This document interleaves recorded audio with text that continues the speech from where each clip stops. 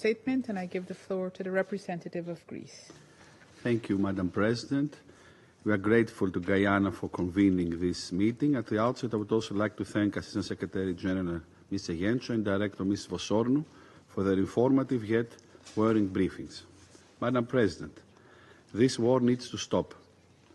Instead of genuinely embarking on the path to peace through negotiations initiated by the United States, Russia strayed from it and has intensified its attacks against civilians and civilian infrastructure in Ukraine, causing immense human suffering and leading to further regional and global destabilization. In the context of another countrywide assault, Russia launched on June 17th the deadliest attack in Kyiv in almost a year, causing at least 28 deaths. The total verified figures are gruesome and incontrovertible. Russian attacks have caused 50% more casualties in the first month of 2025 than the same period last year. Civilian infrastructure is constantly targeted, with residential buildings, schools, health facilities and port infrastructure sustaining substantial damage. We deplore any attacks against civilians and civilian objects.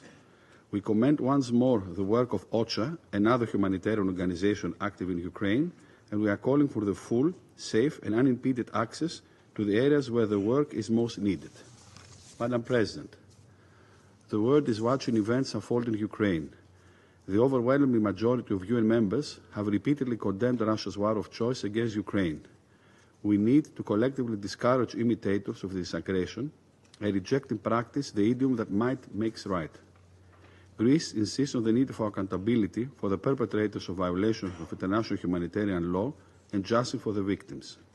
In that respect, we commend the work of international judicial institutions and stress the latest striking findings of the Independent International Commission of Inquiry on Ukraine. Madam President, Greece has welcomed recent peace efforts, which led to 2 rounds of direct bilateral talks between the sides. We also welcome the exchange of prisoners of war, captives under the age of 25 and fallen soldiers, which was agreed bilaterally as a sign of progress. Yet what is needed is not to treat the symptom but the disease, and this can only be done by putting an immediate end to the hostilities that led to this. What we need now is peace. No peace effort can have any substantial result if hostilities continue. We regret the fact that both rounds have confirmed the significant distance between the 2 sides and that Ukraine's willingness to agree to an immediate ceasefire was not reciprocated by Russia.